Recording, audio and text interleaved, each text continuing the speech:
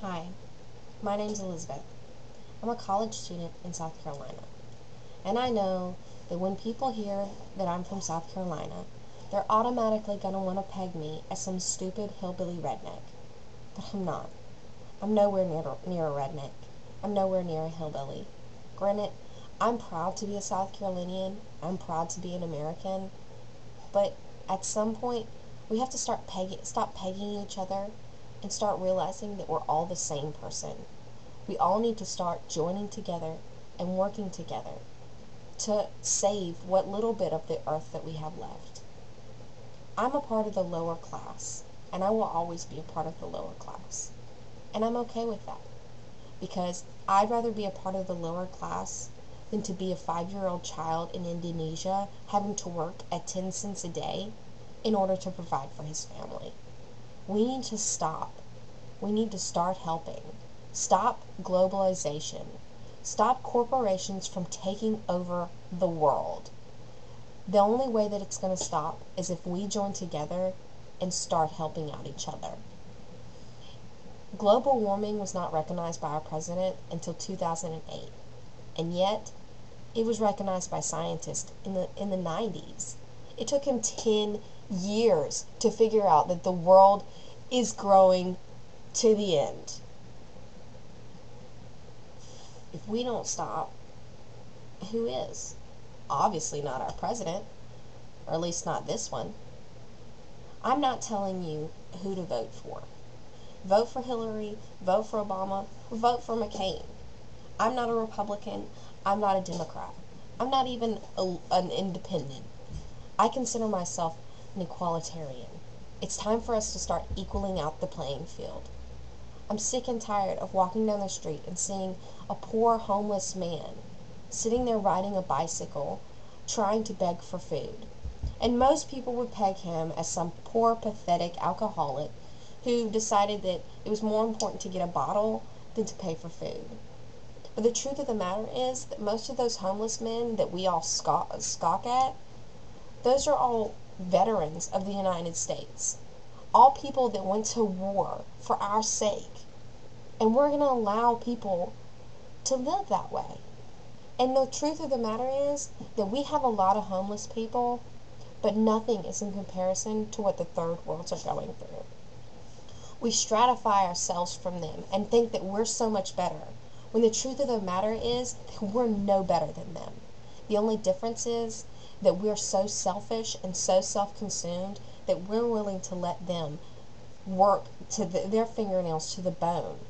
Let 5-year-old kids from Indonesia allow themselves to be taken advantage of just so they can feed themselves. NAFTA was a stupid idea, and no one's going to disagree with that.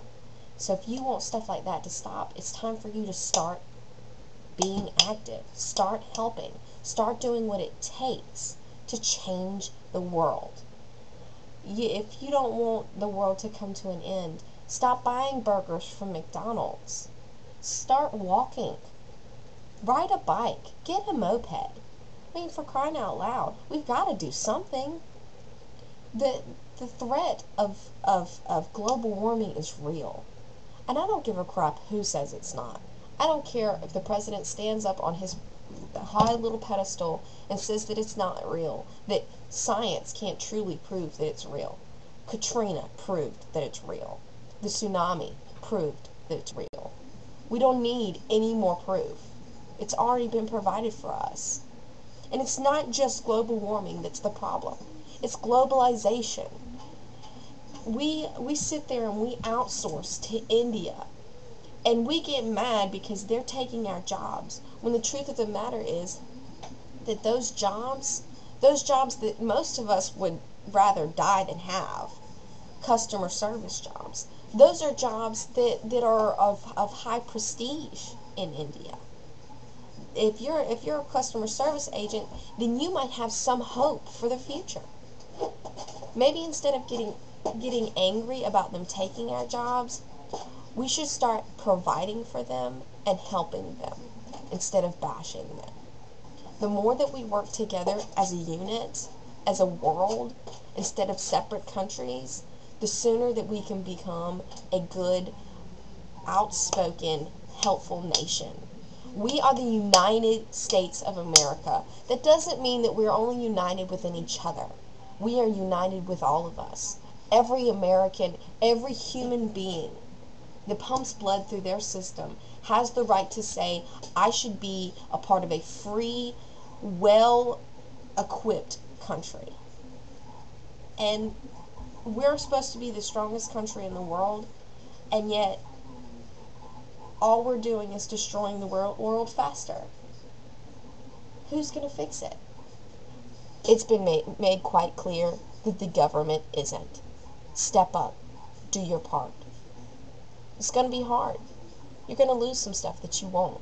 You might not get to go to Walmart and buy the coolest purse or buy the nicest pair of shoes. But maybe if all of us start taking out our quote-unquote necessities, maybe that'll give a chance for a small child in another country to be able to survive. We need to open up our borders, open up our hearts, and realize that it's not about countries, it's not about nations, it's about life, about the human condition.